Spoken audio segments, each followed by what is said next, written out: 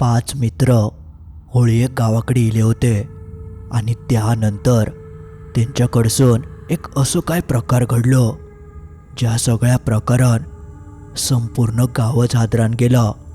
कारण तो प्रकार इतको भयंकर होतो की गावकऱ्यांका एका क्षणासाठी धक्कोच बसलो. ह्या सगळं घडलं एका मोबाईलमुळे.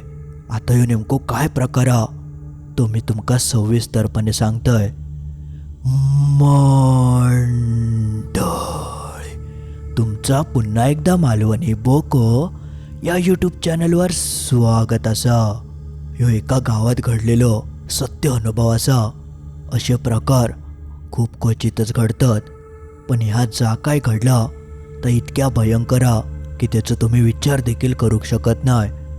पण ही गोष्ट ऐकायच्या आधी होळीच्या या पवित्र अग्नीत निराशा, दारिद्र्य, आळस या सगळ्याचं दहन हो आणि तुमच्या सगळ्यांच्या आयुष्यात आनंद, सुख, आरोग्य आणि शांती नांदो. तुमका सगळ्यांका होळीच्या खूप खूप शुभेच्छा. चला तर मग आता आपण वळूया आपल्या आजच्या या भयंकर अनुभवाकडे.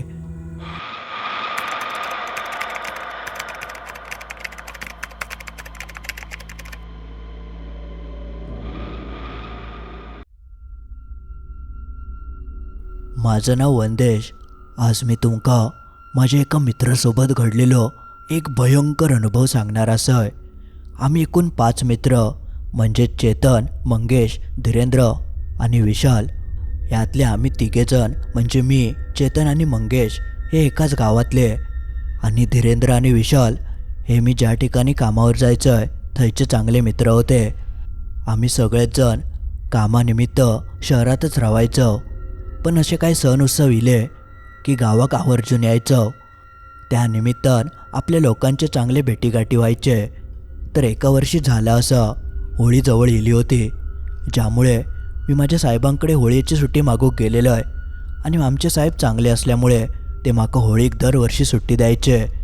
त्यावेळी जशी मी सुट्टी मागूक जातोय तेव्हा माझे 2 मित्र माका मनाक लागले की तू दरवर्षी होळीक कशाक जातं, काय असतं थंय, 1-2 दिवसाचं तर सण हा.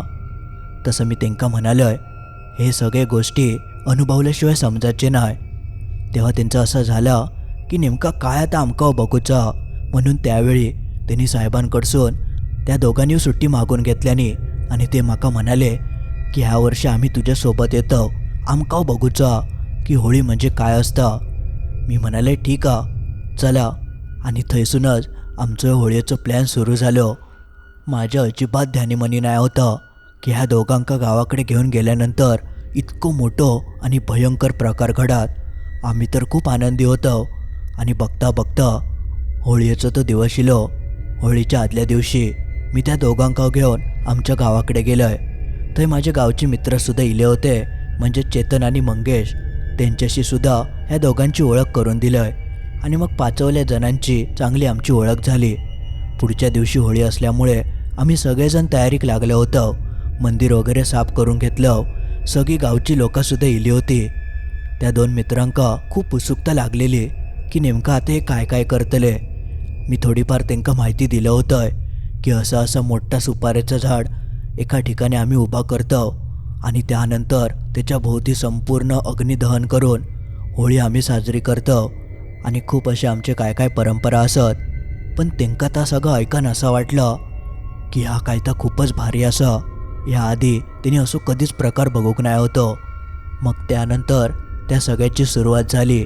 सगळे गावकरी जमले आणि तो सगळं होळीचा कार्यक्रम सुरू झालो. त्या सगळा बघून हे दोघवलेजण चाटच पडले. आणि त्यानंतर त्यांका समजलं की मी होळी गावात कशाक जातोय. तेव्हा ते माका म्हणाले सुद्धा की आता समजलं की तू आवर्जून सुट्टी कशाक टाकतं. पण त्या सगळा झाल्यानंतर त्याच दिवशी रात्री त्याच्यातलंच एक माझं मित्र धीरेंद्र माका म्हणालो की अजून गावात रात्रीचं फिरण्यासारख्या काय हा. म्हणजे मी असं ऐकलंय की गावातले काही जागा खूप भयानक असतात, त्या खरं हा काय. तेव्हा मी पटकन तेका म्हणालोय माका तर काय जास्त माहिती नाही, पण आमच्या बाजूक एक तलाव हा, त्या तलावाकडची जमीन काय बरी नाही म्हणतात. माका एवढी गोष्ट काय माहिती नाही होती. मी वरच्यावर एवढंच ऐकलेलं आहे की ते काही जणांचं बुडान मृत्यू झालेलं, म्हणून सहसा संध्याकाळनंतर थंय कोण जायत नाही. म्हणून मी आपल्या सहजच तेका म्हणालय की असं असं बाबा प्रकार हा. तर तो धीरेंद्र माका असं म्हणाक लागलो की मग चला ना आपण जाऊन बघूया की ती जागा कशी हा. रात्रीचे 12 वाजत दिले होते आणि एवढ्या रात्री त्या ठिकाणी जाणं खूपच धोकादायक होतं. पण हे सगळे गोष्टी मी फक्त ऐकलेलं आहे, अनुभव कधी माका इलो नाही होतो. आणि आम्ही 5 जण एकत्र असल्यामुळे आमचं असं आला की बघूया तरी. तसं पण असं कधी आम्ही करूक नाही. धीरेंद्र म्हणालो माका व्हिडिओ शूट पण करूचो असा, कारण तेका अशा ठिकाणी शूटिंग वगैरे करू खूप आवडायचं. ज्यामुळे होळीचं जेव्हा कार्यक्रम पार पडलो आणि सगळी लोक आपापल्या घराकडे जाऊक निघाली, तेव्हा आम्ही घराकडे न जाता त्या तलावाच्या ठिकाणी जाऊन येऊचं ठरवलं. अर्ध्या एक तासात आपण फिरान येऊया असं काहीसं आमचं ठरलं होतं. आणि बघता बघता आम्ही गाडी काढलं आणि गावालगतच्याच त्या तलावाच्या ठिकाणी जाऊन पोचलो. तलावाच्या काठावर जाताच थंयचं वातावरण काय तर अलगच होतं. एकदम किनाट शांतता. जास्त वेळ आम्ही शहरी भागात राहत असल्यामुळे ह्या शांततेची आमका सवयच नाही होती. पण थंय गेल्यानंतर एकदम बरा वाटला. रातकिड्यांचे ते आवाज आणि गारगार वातावरण त्या बघून आम्ही म्हणालो तर ही जागा एकदम भारी हा. याआधी आपण कधीच येऊक नाही, कारण आमका हय कोण सहसा पाठवायचाच नाही आणि कधी हय येऊचो विषय चिलो नाही होतो. पण धीरेंद्रन आमका त्या दिवशी ते आणलेल्यान, ज्यामुळे तो रात्रीचं तलाव बघून आम्ही सुद्धा एकदम भारावूनच गेलो होतो. थंयचं वातावरण खूपच मस्त होतं. बघता बघता आम्ही ते बसन गप्पा गोष्टी मारूक लागलो. काही वेळ बसल्यानंतर धीरेंद्र माका म्हणालो की हय तर तू सांगलं जागा बरी नाही हा, पण तसं तर हय काय जाणवत नाही हा. तसं आम्ही तेका म्हणालो अरे हे सगळे वेळा काळाच्या गोष्टी असतात आणि एकट्यान वगैरे इला तर तेका त्रास होता. आता तर आपण 5 जण आहो, आपल्याक तसं काय होचं नाही. अशी आपली आमची चर्चा चालू होती. तेवढ्यात धीरेंद्र माका म्हणालो मग मी एक काम करू काय, मी माझं मोबाईल लांबवर ते नेऊन लावतोय, बघूया तरी काय मोबाईलात रेकॉर्ड होता. आम्ही म्हटलं की ठीक आहे, तुका काय करूचं आता कर. तेका व्हिडिओ शूट करूचं होतं, ज्यामुळे त्याने एक ट्रायपॉड घेतल्यान आणि आमच्यापासून जरा लांबवर जाऊन आपलं मोबाईल त्या ट्रायपॉडकर सेट केल्यान आणि तो असं चांगल्या ठिकाणी ठेवून तो थैसून वळतच होतो. तेवढ्यात तेका काय झालं काय माहिती, तो एकदम धाडकन जमिनीवरच कोसळलो. आमका पहिल्यांदा वाटलं की ह्यो नक्कीच काहीतरी मस्करी करता, आमका घाबरवसाठी हिने हा सगळा केलेला असा. म्हणून आम्ही लांबसूनच मोठ्या नारडाक लागलो, ए धीरेंद्र उगाच मस्करी करू नका, चल उठ, लय झाला. तो तसं आमच्यापासून लांब होतो, पण आम्ही बोलानसुद्धा तो जमिनीवरसून हलाक काय तयार नाही. तशी आम्ही आपले चर्चा करूक लागलो, अरे का झाला काय, येडो बिडो झालो हा काय ह्यो, ही काय जागा मस्करी करूची. शेवटी मग आम्ही उठलो आणि त्याच्या दिशेने जाऊक लागलो. जसे आम्ही थंय जाऊन बघतो तर तो कायच हालचाल करत नाही होतो. पहिल्यांदा आम्ही त्याला उठवून बघितलं, पण तो उठत नाही, तो पूर्णपणे बेशुद्ध झालेलो. त्यावेळी आम्ही जबरदस्त घाबरलो. ह्यो काय प्रकार हा, काय झालाय का. आम्ही त्याका काय काय करून उठवूक बघत होतो, पण तो पूर्णपणे बेशुद्धच पडलेलो. तसं मी पळत पळत तलावाकडे गेलोय आणि तसून पाणी पोशासून घेऊन येलोय आणि त्याच्या तोंडावर मारलंय, पण तरी देखील ते का शुद्ध काय येत नाही होते. त्या प्रकारानं आम्ही सगळेच चांगले हादरलो. प्रत्येकजण काय ना काय करून बघत होतो, कोण हात चोळता कोण पाय चोळता. मी आपलं जाऊन जाऊन पाणी घेऊन त्याच्या तोंडावर मारित होतोय आणि अखेरीस 3-4 मिनिटांनी ह्या सगळा केल्यानंतर ते का शुद्ध इली. तो हळूहळू शुद्धीर येऊक लागलो आणि जसे तिची हालचाल झाली तसा व्हायच आमच्या थोडं जीवात जेविलो. जेव्हा तो शुद्धीवर येतं तेव्हा तो आमका म्हणालो, अरे झाला काय. त्याचं असं झालं की तेका कायच झालं नाही. पण जेव्हा आम्ही तेका म्हणालो की अरे तू गेली 5 मिनटं बेशुद्ध होय पडान होतं, तेव्हा तेका खराच वाटत नाही होतं. तो म्हणालो उगाच माझी मस्करी करू नको, पाय बी घसरण मी पडले असतलंय. पण त्याचा तेकाच माहिती नाही की त्याच्यासोबत काय झालं. पण त्या सगळ्या प्रसंगान मी तर खूप घाबरलेलो आहे, ज्यामुळे मी सगळ्यांका म्हणाले चला आता खूप उशीर झालो, आता जाऊया घराकडे. तसे सगळेजण उठले. पण जसं धीरेंद्र आपलं मोबाईल घेऊसाठी मागे वळतं तर त्या ठिकाणी तो ट्रायपॉडवर नाही होतो आणि त्याचं मोबाईलवर नाही. तसं तो आमका म्हणालो, अरे माझं ट्रायपॉड खया आणि मोबाईल. तसे आम्ही पटकन मागे वळून बघितलं, आमका होता काय दिसत नाही होता. तसे सगळेजण मनाक लागले हो गेलो काय. आमका तेव्हा कळतच नाही होतं की झाला काय. आम्ही सगळेजण त्या ट्रायपॉडच्याच बाजूक होतो, फक्त आमचं लक्ष नाही होतं. पण तो ट्रायपॉड थंयसून दुसरं खंयचो माणूस घेऊनच जाऊ शकत नाही होतो, कारण तो पूर्ण मोकळो परिसर आणि आम्ही बाजूकच असल्यामुळे जर एखादो माणूस थंय येऊन घेऊन गेलो तर आमकां सहजच कळलं असतं. पण तो ट्रायपॉड अचानक खंय नाहीसो झालो ताच आमकां समजलं नाही. त्या प्रकारान तर अजूनच आम्ही घाबरलो. पण तरी देखील आजूबाजूक खंय धक्को बिक्को लागान पडलो की काय असं आपलं आमकां वाटलं. म्हणून आम्ही सगळं आजूबाजूचो परिसर नीट शोधलो, पण तो ट्रायपॉड खंयच आमकां गावलो नाही. मग त्यानंतर तर मी म्हणाले की चला बाबा, जा काय झाला तर झाला, जीव महत्त्वाचो. मी प्रचंड घाबरलेलो आहे, कारण सगळे गावचे म्हणायचे की हय येणं म्हणजे विषयाची परीक्षा, असं खूप काय काय मी या तलावाबद्दल ऐकलं होतं. आणि आता त्या सगळं आमच्यासोबत घडाक लागला होता, ज्यामुळे मी त्यांना म्हणाले चला ट्रायपॉड मरान दे, आपण उद्या शोधूया. धीरेंद्र ऐकाकच तयार नाही होतो, कारण त्याचं बिचाराचं फोन हरवलेलो. पण काय काय करून त्याका आम्ही थंयसून घेऊन गेलो आणि कसे तरी गावाकडे येऊन पोचलो. त्या रात्री आमच्यासोबत तो काय प्रकार घडलो तोच आमकां समजलो नाही. रात्रभर कोणाकच झोप लागली नाही होती. पुढच्या दिवशी सकाळी आमकां परत थंय जाऊन ट्रायपॉड शोधूचो होतो. म्हणून पुढच्या दिवशी जशी सकाळ झाली, थोडा थोडा बाहेर दिसाक लागला, तशी आम्ही लगेचच गाडी काढून त्या तलावाकडे गेलो. आणि ह्या वेळेक जशी आम्ही थंय जाऊन पोचतो तेव्हा आमकां थंय जा काय दृश्य दिसलं, ता दृश्य बघून आमच्या तर पायाखालची जमीनच सरकली. तो ट्रायपॉड आणि ट्रायपॉडका लावलेलो फोन अगदी त्याच ठिकाणी जशाक तसं उभं होतं. आता असा कसा घडला या अजूनपर्यंत आमकां समजलं नाही, कारण ही गोष्ट अशी होती जी घडणं शक्यच नाही. रात्रभर आम्ही त्या भागात सगळीकडे शोधलेलं, पण तो ट्रायपॉड उभं असतो तर दिसलोच असतो. मग ह्यो अचानक आता उभं कसो काय? पण धीरेंद्र मात्र म्हणालो मरान दे, म्हाका माझो मोबाईल तरी गावलो, असा म्हणन तो पटकन आपलो मोबाईल घेवसाठी थंय गेलो.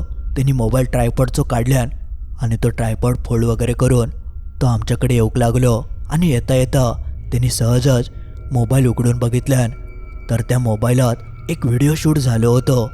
जशी त्यांनी ती व्हिडिओ प्ले करून बघितल्यान तेव्हा तेका थंय जा काय दृश्य दिसलं, ता बघून तो मोठ्यानं आमकां आराडलो आणि आमकां त्यांनी बोलावून घेतल्यान आम्ही पटकन त्याच्याकडे गेलो आणि त्याच्यासोबत तो व्हिडिओ बघितलो. जेव्हा त्या दृश्य आमच्या डोळ्याच्या समोर दिसलं तेव्हा अक्षरशः आमच्या अंगावर खाटो उभं रावलं. कारण त्या व्हिडिओत आमकां स्पष्ट दिसलं की धीरेंद्रन कॅमेरा सेट करून रेकॉर्डिंग चालू केल्यान आणि तो मागे वळून आमच्या दिशेने येतच होतो. तेवढ्यात एक काळसर आकृती पटकन त्याच्या अंगात शिरली आणि तो जमिनीवर कोसळलो. त्यानंतर आम्ही सगळेजण धावत इलो, त्याका उठवचा प्रयत्न केलो. त्या सगळा त्याच्यात रेकॉर्ड झाला आणि अचानक ती रेकॉर्डिंग थांबली. कदाचित तेव्हाच तो ट्रायपॉड थंयसून नाहीसो झालो. आता कसो ता आमकां नाही माहिती, पण आमच्या हाती असा काही लागला होता जा याआधी म्हाका माहिती नाही कधी कोणी असं दृश्य कॅमेऱ्यात कैद केल्या नसत. पण त्यावेळी आम्ही इतके घाबरलो की आम्ही सरळ थंयसून गावाकडे निघान गेलो. सगळे गामान पूर्ण लथपथ झाले होते, कारण आतापर्यंत आमकां वाटायचं की हे सगळे ऐकलेले गोष्टी आहेत, असं काय घडत नाही. पण त्या व्हिडिओत आम्ही जा दृश्य बघितलेलं त्यावरसून तर आमकां कळान चुकलेलं की थंय नक्कीच काहीतरी भयंकर घडला होता. घराकडे पोचल्यानंतर आम्ही सगळेजण ही चर्चा करत होतो की असं कसं काय घडलं. परत एकदा आपण व्हिडिओ प्ले करून बघूया म्हणून आम्ही मोबाईल घेतलं. पण ह्या वेळेक काय तो भलतंच प्रकार घडलो. जेव्हा धीरेंद्रन आपलं मोबाईल खिशातून काढल्यान आणि चालू करून बघितल्यान तर तो पूर्णपणे डेड झालो होतो. तो चालूच होत नाही होतो. आम्ही खूप प्रयत्न केलं, चार्जिंग वगैरे लावलं, पण चार्जिंग होई नाही. तेव्हा तर आमची अजूनच तणतणली. ह्या सगळा जा काय घडलं त्याच्यावर कोणाकच काय बोलाक सुधरत नाही होतं. त्यानंतर आमची सुट्टी संपली आणि आम्ही परत शहरात निघान गेलो. थंय गेल्यानंतर चांगल्या एका मोबाईल शॉपीत दाखवून मोबाईल रिपेअर करून घेऊया आणि तो व्हिडिओ बघूया असं काहीसं आमचं ठरलं.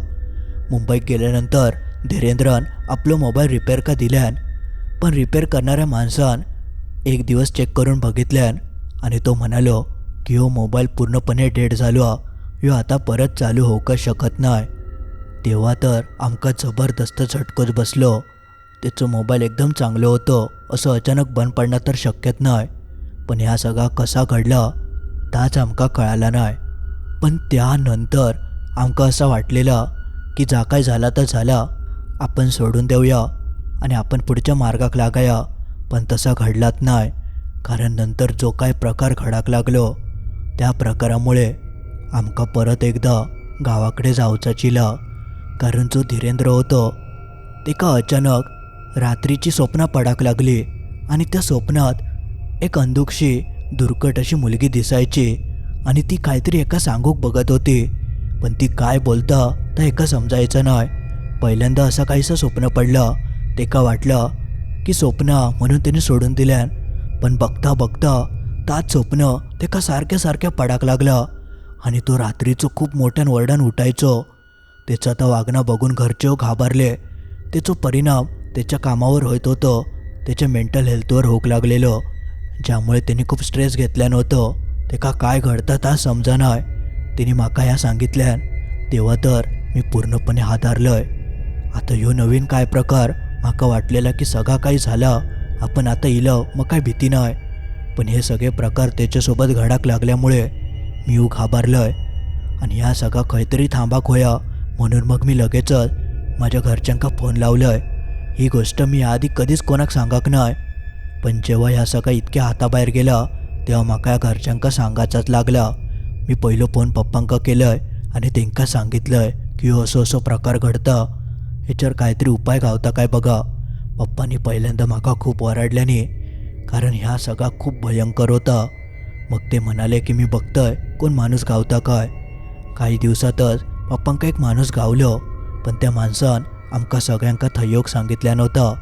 धीरेंद्रचं सगळा वागणंच बदलान केलेला आणि लवकरात लवकर ह्याच्यावर उपाय नाही केलं तर त्याचं पुढे काय होईल तर सांगा केवचं नाही. ह्या भीतीन आम्ही लगेचच परत सुट्टी टाकून गावाकडे इलो आणि गावाकडे इल्यानंतर पप्पांनी जो माणूस शोधून काढल्याने होतं त्याच्याकडे आम्ही गेलो आणि थंय जाऊन जेव्हा त्या माणसानं धीरेंद्रक बघितल्यान तेव्हा तिने आमका सांगितल्यान की ह्याच्यासोबत एक बाईचो आत्मा जोडलेलो असा. जेव्हा धीरेंद्रन आपल्या स्वप्नाबद्दल सांगितल्यान तेव्हा त्याका समजलं की त्या बाईक काहीतरी सांगायचं असा, ज्यामुळे ती एका रोज येऊन सांगूचो प्रयत्न करता. मग आम्ही होळीच्या रात्री त्या तलावात घडलेलो प्रसंगसुद्धा सांगितलं. त्या सगळ्यानंतर त्या माणसाक कळान चुकला की हा सगळं प्रकार खंय नेमकं घडलो. त्यामुळे त्या माणसानं सांगितल्यान की ह्या सगळ्याची सुरुवात ज्या ठिकाणी झाली थंयच आपल्याक जावचं लागतला, थंयच आपल्याक प्रश्नाची उत्तरं गावतली. म्हणून आम्ही सगळेजण थंय गेलो आणि त्यानंतर त्या माणसान थंय नेमका काय घडलं आणि कोण तो आत्मा हा जो काहीतरी सांगायचा प्रयत्न करता ह्याचा तो शोध घेऊक लागलो.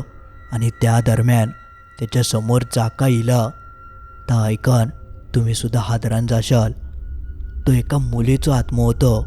साधारण 29-30 वर्षाची ती मुलगी होती आणि त्या मुलीचं स्वप्न खूप मोठा होता, पण त्या स्वप्न तिचं पूर्ण झालं नाही आणि त्या मुलीन ह्या तलावात येऊन आत्महत्या केल्या नव्हती. आणि तिच्यासोबत काहीतरी असं एक प्रकार घडलो होतो जो त्या मुलीक सगळ्यांका सांगायचो असा, पण ती सांगूक शकत नाही होती. पण ती प्रयत्न मात्र करत होती, ज्यामुळे त्या मोबाईलात सुद्धा त्यांना एक दृश्य दिसलं. आणि नंतर रात्रीची एखादी स्वप्न पडत होती, त्या स्वप्नातसुद्धा ती तेका काहीतरी सांगूक बघता, पण ती काय सांगता त्यात तेका समजत नाही होतं. ह्याचं कारण जेव्हा आम्ही त्या बघणाऱ्या माणसाक विचारलं तेव्हा तो म्हणालो की कधीकधी हे जे शक्ती असतात त्यांच्याकडे एवढी ताकद नसतं की ते स्पष्टपणे सगळं काही सांगाक शकतात, ज्यामुळे ती प्रयत्न करता पण तिका यश मिळत नाही. त्या माणसानं खूप प्रयत्न करून बघितल्यान त्या मुलीक नेमकं काय त्रास होतो, काय नेमकं तिच्यासोबत घडलं या जाण्याचा प्रयत्न केल्यान, पण त्या काय कळाक शकला नाही. कदाचित त्या शक्तीकडे एवढी ताकद नाही होती. मग शेवटी नाईलाजान त्या माणसान त्या आत्म्याक सांगितल्यान की आम्ही जाणू शकतो की तुका किती त्रास झालो, पण आमका तर कळत नाही. जर कळालं असतं तर आम्ही ह्याच्यावर काहीतरी उपाय केला असतो. पण कधीकधी काही गोष्टी हे घडान जातात, मग आपण ते कधीच सुधारूक शकत नाही. घडान गेलेलं सत्य ह्या कधीच मिटाक शकत नाही. तुका न्याय होया आणि न्यायासाठी तू हे अडकलं, पण न्याय हो प्रत्येक माणसाक ह्या जन्मात मिळतं असा नाही. ह्या जन्मात जरी तुका न्याय मिळालो नाही तरी देवाच्या दरबारात मात्र तुझ्यासोबत जेणे कोणी वाईट कृत्य केलं ना, तुका जेणे कोणी काय त्रास दिले ना, तेका न्याय मिळाल्याशिवाय रावाचो नाही. ज्यामुळे मी तुका एकच विनंती करतय की तू आता हे अडकान राहा नको. तू हयसून मुक्त हो आणि पुढच्या मार्गाक लाग. देव नक्की त्या माणसांका शिक्षा करतलो असा काहीसा नीट समजावून त्या माणसानं त्या आत्म्याक सांगितल्यान. त्यानंतर त्या आत्म्याक पटला. कारण कधीकधी अशा गोष्टी असतात जेका न्याय ताबडतोब मिळत नाही, पण देव मात्र त्यांची वेळ इली की त्यांका बरोबर शिक्षा करता. ती मुलगी आपल्या न्यायासाठी धडपडत होती, पण तिका आता मिळत नाही होता. ज्यामुळे ती आमका सगळ्यांका ह्या सांगूचो प्रयत्न करत होती की तिच्यासोबत काय घडलं, पण तिका कदाचित तर सांगूक जमला नाही किंवा तिच्याकडे तेवढी ताकद नाही होती. पण ह्या सगळं केल्यानंतर त्या माणसानं थंय एक विधी घातल्यान आणि त्या मुलीच्या आत्म्याक शांत केल्यान आणि ती अखेरीस थंयसून मुक्त झाली. तेव्हापासून धीरेंद्रक परत कधी ती मुलगी स्वप्नात इली नाही ना तेका पुढे काय त्रास झालो. पण ह्यो काय प्रकार होतो तो आमका जाणून खूप घेवची इच्छा होती. काही वर्षांनी आम्ही खूप विचारपूस वगैरे केलं तेव्हा आमका थोडासा असं काही कळालं की एका गावातली एक मुलगी मुंबई शहरात ॲक्टिंगच्या क्षेत्रात गेली होती आणि तिका थंय कोणीतरी चांगल्या पैशाची आमिष दिल्यान की एवढा एवढा काहीतरी गावतला आणि तू हिरोईन वगैरे होशील आणि तिच्याकडसून पैसेसुद्धा घेतल्यान. आणि त्यानंतर तिची थंय काहीतरी मोठ्या प्रमाणात फसवणूक केल्याने आणि तिने ह्या सगळं निर्णय घरच्यांच्या विरोधात जाऊन घेतल्यान होतो. घरचे त्या क्षेत्रात मुलीक पाठवूक तयार नाही होते, पण ती स्वतःचं स्वप्न पूर्ण करूक थंय गेली होती. पण स्वप्न पूर्ण होच्या आधीच तिच्यासोबत कोणतरी थंय मोठ्या प्रमाणात फसवणूक केल्यान आणि तिचं तिका राग गेलो होतो आणि रागातच तिचं मानसिक संतुलन बिघडलं आणि तिने ह्या तलावात येऊन सुसाईड केल्यान असा काहीसा आमका थोडाफार कळाला. आता यातला कितपत खरं आणि खोटं आमका नाही माहिती, पण कदाचित असंच काहीसा घडला असावा. तिच्यासोबत कोणी आता वाईट काय केल्यान तर देवाकच माहिती, पण देव अशा लोकांका नक्की न्याय देतलो ह्याची आमका खात्री असा. पण ती मुलगी मात्र थंय अडकान होती. ती आशेर होती की त्यांका न्याय मिळात, पण कधीकधी न्याय मिळाक वेळ लागता. पण अशा माणसांका देव शिक्षा केल्याशिवाय रवत नाही. जेवढी वाईट कृत्य आपल्या हातून घडतात त्या सगळ्यांची शिक्षा देव देताच. त्यामुळे कधी पण जेवढी आपल्या हातून चांगली कर्म होतील तेवढीच करायची, कारण वाईट कर्मांका जशी देव शिक्षा करता तसं चांगल्या कर्मांका देव नेहमी लाभ करून देता.